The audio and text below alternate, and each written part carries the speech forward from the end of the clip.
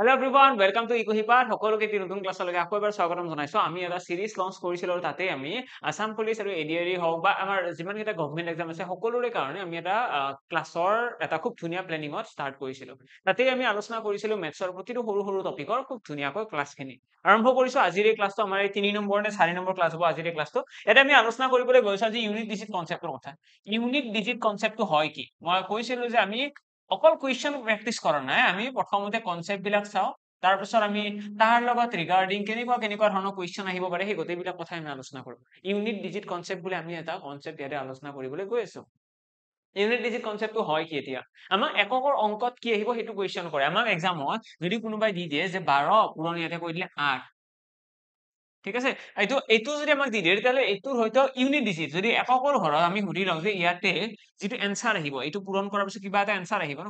আৰু এককৰ ঘৰত কোন আহিব? তো 12 8 গুণ আহিব 96 আৰু তাৰে ইউনিট প্লেছত কোন আছে? 6 আছে। তো আমাৰ কাৰেক্ট এনসাৰ কিমান আহিব? 6। ঠিক আছে, আমি যদি এই দুটা সংখ্যা পূৰণ কৰি দিওঁ তেতিয়াহ'লে ইয়াৰে এককৰ ঘৰত কি আহিব? 96 আমাৰ এককৰ ঘৰত 6 আছে। তো ইউনিট ডিজিটটো আমাৰ এনেকুৱা সৰু সৰু ক্যালকুলেশন উলিয়াবলৈ খুব ইজি। কিন্তু যদি আমাক ডাঙৰ ডাঙৰ ক্যালকুলেশন দিয়ে, অৰ্থাৎ মই তোমালোকৰ কাৰণে এটা কুৱেশ্যন দিব বিচাৰো যিটো কুৱেশ্যন কৰিব পৰাটোৱে হৈছে আমাৰ প্ৰথমটো আজিৰ ক্লাছত টাৰ্গেট। আমি কৰিব জানিব লাগিব এনেকুৱা ধৰণৰ কুৱেশ্যন বিলাক। 89 টু দি পাৱাৰ 60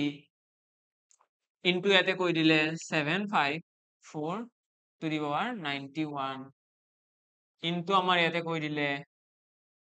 329 ইনটু ইয়াতে কৈ দিলে 25 ফেক্টৰিয়েল। এতিয়া এই ক্যালকুলেশন খিনি যদি আমি কৰো তেতিয়াহ'লে ইয়াৰে এনসাৰত যিটো এনসাৰ আহিব তাৰ এককৰ ঘৰত কি থাকিব? ইউনিট প্লেছত কি থাকিব? এইটো হৈছে কুৱেশ্যন।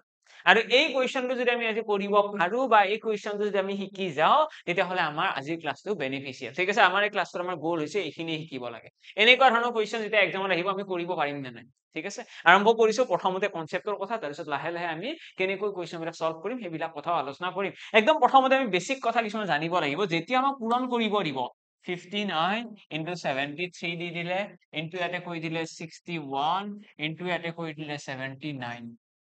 এইটো এটা সংখ্যা। এই সংখ্যাকেইটা পূৰণ কৰি পেলাই এককৰ ঘৰত কি আহিব এই কুৱেশ্যনটো যদি আমাক কোনোবাই কৰে তেতিয়াহ'লে আমি প্ৰথমতে কি কৰিম? আমি ইয়াতে যিকেইটা সংখ্যা দিয়া আছে, আমাক কেইটামান সংখ্যা দিয়া আছে ন, 1 2 3 4, এই সংখ্যাকেইটাৰ আমি চাম এককৰ ঘৰত কোন আছে। আমি চাম এককৰ ঘৰত কোন আছে আৰু এককৰ ঘৰত যিকেইটা অংক আছে সেই অংককেইটা প্ৰথমতে পূৰণ কৰিম। তো ইয়াতে আছে 9, ইয়াতে আছে 3, ঠিক আছে। তো আমি কি কৰিব লাগে? আমাক যেতিয়া এক্সামত ইউনিট ডিজিটৰ কথা কব, যেতিয়া এক্সামত আমাক ইউনিট ডিজিটৰ কথা কব, আমি সদায় কি কৰিম? আমি ইউনিট ডিজিটৰ কথাহে আলোচনা কৰিম। যেতিয়া আমাৰ এক্সামত এনেকুৱা সংখ্যাৰ কথা কব আৰু এই সংখ্যাকেইটাত আমাক যেতিয়া ইউনিট ডিজিট উলিয়াব দিব, আমাক স্পেচিফিকেলি যেতিয়া মেনশ্যন কৰিব যে এককৰ অংকটো কি হ'ব উলিওৱা, তো এককৰ অংকটো যেতিয়া উলিয়াব দিব তেতিয়াহ'লে আমি ইয়াৰে অকল এককৰ অংকটোহে গুৰুত্ব দিব লাগে। অৰ্থাৎ 59ৰ আমি অকল 9টোহে চাম, আমি বেলেগ একো নাচাওঁ। আমি 73ৰ অকল 3টোৰ ওপৰতহে গুৰুত্ব দিম, ইয়াতে 1 আৰু ইয়াতে 9টোৰ ওপৰতহে গুৰুত্ব দিম। বেলেগ কেইটা সংখ্যাৰ কোনো অৰ্থ নাই, বুজি পালা? আমি মানে ইয়াতে যিকেইটা নাম্বাৰ আমাক দিয়া আছে এই নাম্বাৰ কেইটা আমি গোটেই কেইটাতে গুৰুত্ব দিয়াৰ প্ৰয়োজন নাই। আমি অকল তাৰ ইউনিট প্লেছত যিকেইটা নাম্বাৰ আছে তাৰ ওপৰতহে গুৰুত্ব দিব লাগে। আৰু দি পেলাই ইয়াতে নাম্বাৰ কেইটা লিখিলো। এতিয়া ইহঁতক আমি পূৰণ কৰিম। পূৰণ কৰিলে দেখিম 9 3 গুণ কিমান? 9 3 গুণ 27, 27ৰ কি আহিব? 7। যদি 9ক 3 লগত পূৰণ কৰো 27 আহিব। সেই 27ৰ আমি 27ৰ 27 লিখিব নালাগে, আমি জাস্ট 7টো লিখিব লাগে ইয়াতে। কিয়? কাৰণ আমি অকল এককৰ কথাহে আলোচনা কৰি আছো। তোমালোকে ইউনিট ডিজিটৰ কনচেপ্টটো যেতিয়া শিকিবলৈ যাবা একদম প্ৰথমতে মনত কি ৰাখিব লাগে? আমি যেতিয়ালৈকে ইউনিট ডিজিটৰ কনচেপ্টৰ কথা কওঁ আমি অকল এককৰ অংকটোহে গুৰুত্ব দিম, বাকী বিলাকৰ একো কাম নাই। অৰ্থাৎ 9 3 গুণ যদিও 27 তাৰে অকল 7টো লিখিলো। 7ৰ লগত 1 পূৰণ কৰিলে কি হ'ব? 7 1 গুণ 7। দেন আকৌ 7ৰ লগত 9 পূৰণ কৰিলে 7 9 গুণ 63, মানে এককৰ অংকটো এইবাৰ এইটোৰ লগত পূৰণ কৰা। 7 1 গুণ 7, 7 9 গুণ কিমান? 63, 63। 63ৰ এককৰ ঘৰত কোন আছে? 3, মানে 3 হৈ গ'ল আমাৰ ইয়াৰে কাৰেক্ট এনসাৰ। মানে এই যিটো আমাৰ নাম্বাৰ আছে 59 ইনটু 73 ইনটু 61 ইনটু 79, এইখিনি ক্যালকুলেট কৰিলে যিটো এনসাৰ আহিব সেই এনসাৰটোৰ এককৰ ঘৰত থাকিব কিমান? 3, only 3, that's it. তো আলটিমেটলি আমি এইখিনি বস্তু বুজি পালো যে আমাক যদি এক্সামত কিবা ডাঙৰ ডাঙৰ পূৰণৰ এনেকুৱা ক্যালকুলেশন দিয়ে, দি পেলাই যদি ইউনিট ডিজিট উলিয়াব দিয়ে সেইটো বহুত বেছি টান নহয়। আমি জাস্ট কি কৰিব লাগে? এককৰ ঘৰত থকা অংককেইটা আমি চাব লাগে আৰু সেই অংককেইটা পূৰণ কৰিলে আমাৰ অটোমেটিক্যালি এনসাৰটো ওলাই আহিব। এতিয়া ইয়াৰে পাছত নেক্সট কি আহিব এতিয়া ইয়াৰে পাছত আমি নেক্সট শিকিব লগা কথাটো হৈছে যদি পাৱাৰ থাকে বা তাৰে আগতে মই ফেক্টৰিয়েলৰ কথাটো কৈ লওঁ যে ফেক্টৰিয়েলত কি হ'ব তো ফেক্টৰিয়েলটো আৰু বেছিয়ে ইজি হয় ফেক্টৰিয়েল মানে কি হয় প্ৰথমতে সেইটো বুজি লোৱা যদি এটা সংখ্যা এটা মই সাপোজ 8 ফেক্টৰিয়েল বুলি কলো এইটোক এনেকৈও লিখিব পাৰি আৰু এইটোক এনেকৈও লিখিব পাৰি এই দুয়োটা একেই হয় এনেকৈও লিখে ঠিক আছে ফেক্টৰিয়েল তো ফেক্টৰিয়েল বুলি কোৱাৰ লগে লগে তাৰ অৰ্থটো কি তাৰ অৰ্থটো হৈছে যিকোনো এটা সংখ্যাৰ যদি ফেক্টৰিয়েল দিয়া হয় তাৰ মিনিংটো হৈছে সেই সংখ্যাটোৰ পৰা আৰম্ভ কৰি মানে ইয়াতে 8 ফেক্টৰিয়েল আছে ন 8ৰ ফেক্টৰিয়েল আছে মানে 8ৰ পৰা আৰম্ভ কৰিবা যিহৰ ফেক্টৰিয়েল আছে সেই সংখ্যাটো ইয়াতে লিখিবা আৰু লিখি পেলাই তাতকৈ যিমান সৰু সংখ্যা আছে 8তকৈ সৰু সংখ্যা কোনটো 8তকৈ সৰু সংখ্যা হৈছে 7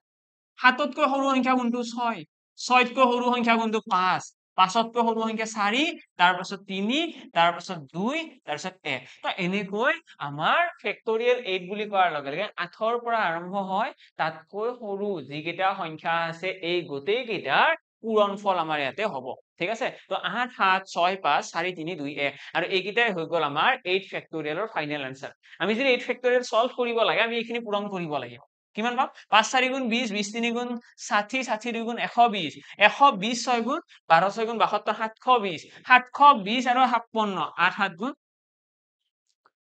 56 আৰু পূৰণ ইয়াতে 720 তো ক্যালকুলেশনটো অকমান ডাঙৰ হ'ব দীঘলীয়া ক্যালকুলেশন হ'ব তো এনেকৈ আমি ক্যালকুলেট কৰিলে আনসাৰটো পাম ঠিক আছে তো বৰ্তমানৰ কাৰণে এইখিনিয়ে থাকক আমি ইয়াতকৈ বেছি ডিটেইলছত কৰিবলৈ নাযাওঁ এইখিনি কৰিব গ'লে টাইম মিছামিছি হৈ যাব বৰ্তমান আমি কনসেপ্টৰ ওপৰত গুৰুত্ব দিওঁ যে আমাক যেতিয়া 8 ফেক্টৰিয়েল বুলি কৈছে তাৰ অৰ্থটো হৈছে কি 8ৰ পৰা আৰম্ভ কৰি তাতকৈ যিমান কেইটা সৰু সংখ্যা আছে সেই গোটেই কেইটাৰ পূৰণফল ইয়াতে তোমালোকে নিগেটিভ লিখিব নালাগে জাস্ট পজিটিভত লিখিলে হ'ল যদি মই তোমালোকক ইয়াতে আৰু ঘূৰি দিওঁ যে 4 ফেক্টৰিয়েল মানে কি হ'ব তো তোমালোকে হয়তো ক'ব পাৰিবা যে 4 পূৰণ 3 পূৰণ 2 পূৰণ 1 কিয় 4 3 গুণ 12 2 গুণ কিমান আহিব 24 আহিব এটা আমি কি কৈছে 4 ফেক্টৰিয়েল মানে 4ৰ পৰা আৰম্ভ কৰি তাতকৈ সৰু সংখ্যা গোটেই কেইটাৰ পূৰণফল তাৰে পাছত আমাক যদি কোনোবাই কয় 5 ফেক্টৰিয়েল মানে কি হ'ব তেতিয়াহ'লে আমি কম কিমান 5 পূৰণ 4 পূৰণ 3 পূৰণ 2 পূৰণ সমান কিমান আহিব ইয়াতে আহিব 120 5 4 গুণ 20 3 গুণ 60 2 গুণ 120 তো 120 আহি গ'ল আমাৰ 5 ফেক্টৰিয়েল তো আলটিমেটলি আমি ফেক্টৰিয়েল উলিয়াব শিকিলো আমাক যদি কোনোবাই কয় ফেক্টৰিয়েল উলিয়াবা কিবা এটা সংখ্যা আমি নিশ্চয় উলিয়াব পাৰিম যদি তোমালোকক কোনোবাই ডাঙৰ ডাঙৰ সংখ্যাও দিয়ে যদি তোমালোকক কৈ দিলে 50 ফেক্টৰিয়েল পাৰিবা নে নাই নিশ্চয় পাৰিম 50ৰ পৰা আৰম্ভ কৰিম 50 পূৰণ 49 পূৰণ ইয়াতে 48 লিখিম পূৰণ ইয়াতে 47 লিখিম আৰু এনেকৈ পূৰণ কৰি গৈ পেলাই একদম শেষত আমি কি লিখিম 2 পূৰণ 1 এনেকৈ আমি একদম সৰু সংখ্যালৈকে পূৰণ কৰিব লাগে ন 50 ফেক্টৰিয়েল মানে কি 50ৰ পৰা আৰম্ভ কৰি 1 লৈকে যিমান সংখ্যা আছে গোটেইকেইটাৰ পূৰণফল এতিয়া এক্সামত আমাক যেতিয়া ফেক্টৰিয়েলৰ কথা ক'ব ফেক্টৰিয়েলৰ সংখ্যাবিলাকত ইউনিট ডিজিট উলিওৱাটো সকলোতকৈ ইজি কিয় ইজি ইয়াতে তোমালোকে এটা লাইন এটা লিখি ৰাখা এটা নোট বুলি লিখি ৰাখা এটা নোট লিখি ৰাখা নোট এটা লিখি ৰাখা খুব ইম্পৰ্টেন্ট লাইন এটা যে 5 ফেক্টৰিয়েল 5 ফেক্টৰিয়েল আৰু তাতকৈ ডাঙৰ 5 ফেক্টৰিয়েল বা তাতকৈ ডাঙৰ যিমান কেইটা সংখ্যাৰ ফেক্টৰিয়েল আছে প্ৰতিটো সংখ্যাৰে এককৰ ঘৰত শূন্যই পোৱা যায় মানে 5 ফেক্টৰিয়েল বা তাতকৈ ডাঙৰ সংখ্যাবিলাকৰ এককৰ ঘৰত মই যদি ইয়াতে কওঁ যে 5 ফেক্টৰিয়েল মই যদি কওঁ 6 ফেক্টৰিয়েল মই যদি কওঁ 7 ফেক্টৰিয়েল মই যদি কওঁ 8 ফেক্টৰিয়েল মই যদি ইয়াতে ডট ডট দি পেলাই ইয়াতে যে কৈ দিওঁ 956 ফেক্টৰিয়েল এই গোটেই কেইটা ফেক্টৰিয়েলৰে ইউনিট ডিজিটত এককৰ ঘৰত সদায় শূন্যই থাকিব এইটো বস্তু সদায় মনত ৰাখিবা কিয় কিয় কিয় এইটো শূন্য থাকিব ইয়াৰ ৰিজন কি ইয়াৰ ৰিজনটো এনেকুৱা চোৱা মই যেতিয়া ইয়াতে ফেক্টৰিয়েল কেইটা লিখিছো এই ফেক্টৰিয়েলত তোমালোকে দেখিবা যেতিয়া মই 4 ফেক্টৰিয়েল লিখিছো তেতিয়ালৈকে এনসাৰ কিমান আছে 24 আছে যদি মই ইয়াতে তোমালোকক লিখি দেখাও যে 3 ফেক্টৰিয়েল মানে কি 3 ফেক্টৰিয়েল মানে আহিব 3 পূৰণ 2 পূৰণ 1 অৰ্থাৎ 6 আহিব মই যদি কওঁ 2 ফেক্টৰিয়েল মানে কিমান 2 ফেক্টৰিয়েল মানে কিমান আহিব 2 আহিব 2 পূৰণ 1 ন অৰ্থাৎ 2 আহিব 1 ফেক্টৰিয়েল লিখাৰ কোনো যুক্তিয়ে নাই তো 1 ফেক্টৰিয়েল লিখি লাভ নাই এইটো এনসাৰটো 1 আহিব ওকে তো আমি দেখিছো 1 ফেক্টৰিয়েল মানে 1 হয় 2 ফেক্টৰিয়েল মানে হৈছে 2 3 ফেক্টৰিয়েল মানে হৈছে 6 3 ফেক্টৰিয়েল মানে কি 6 আৰু 4 ফেক্টৰিয়েল মানে কি হয় 4 ফেক্টৰিয়েল মানে হৈছে 24 কিন্তু 5 ফেক্টৰিয়েল আমি কিমান পাই আছো 120 এতিয়া মই যেতিয়া 8 ফেক্টৰিয়েল লিখিছো বা মই যেতিয়া 6 ফেক্টৰিয়েল লিখিম মই যেতিয়া 7 ফেক্টৰিয়েল লিখিম মই যিকোনো এটা সংখ্যা এটা যেতিয়া ফেক্টৰিয়েল সিম্বলটো লগাই দিও তাৰ অৰ্থটো কি তাৰ অৰ্থটো হৈছে সেই ইন্ডিভিজুৱেল সংখ্যাটোৰ পৰা আৰম্ভ কৰি তাতকৈ সৰু সংখ্যা গোটেইকেইটা পূৰণফল এতিয়া মই যেতিয়া 8 ফেক্টৰিয়েল লিখিছো 8 ফেক্টৰিয়েলত মই কি লিখিছো মই 8 লিখিছো 7 লিখিছো 6 লিখিছো 5 4 3 2 1 আৰু ইয়াতে তোমালোকে দেখিবা এই 5 and 4 3 2 1 আছে নে নাই আছে 5 4 3 2 1 মানে আমি যেতিয়া 5 ফেক্টৰিয়েল 5 ফেক্টৰিয়েল বা তাতকৈ ডাঙৰ যেতিয়া সংখ্যাবিলাকৰ ফেক্টৰিয়েল লম তেতিয়াহ'লে সেই প্ৰতিটো সংখ্যাতে এই 5 4 3 2 1 থাকিবই মই যদি আজি কওঁ 2000 ফেক্টৰিয়েল 2000 ফেক্টৰিয়েলৰ যেতিয়া এনসাৰ ওলাম ন প্ৰথমতে 2000 লিখিম তাৰপিছত 1999 তাৰপিছত 1998 এনেকৈ কমি কমি আহিব আহি পেলাই একদম শেষৰ ফালে কি থাকিব আকৌ এনেকুৱা 5 4 3 2 1 এনেকৈ থাকিব ন তো আমি আলটিমেটলি এইখিনি বস্তু লিখিব লাগিবই যদি এটা সংখ্যা 5 ফেক্টৰিয়েলতকৈ ডাঙৰ মানে 5 ফেক্টৰিয়েলতকৈ যদি ডাঙৰ হয় 6 7 8 9 10 ফেক্টৰিয়েল যিকোনো তো সেই সংখ্যাটোত এইখিনি পোৰচন থাকিবই আৰু এই পোৰচন খিনি তোমালোকে দেখিবা 5 পূৰণ 2 কিমান নো 5 পূৰণ 2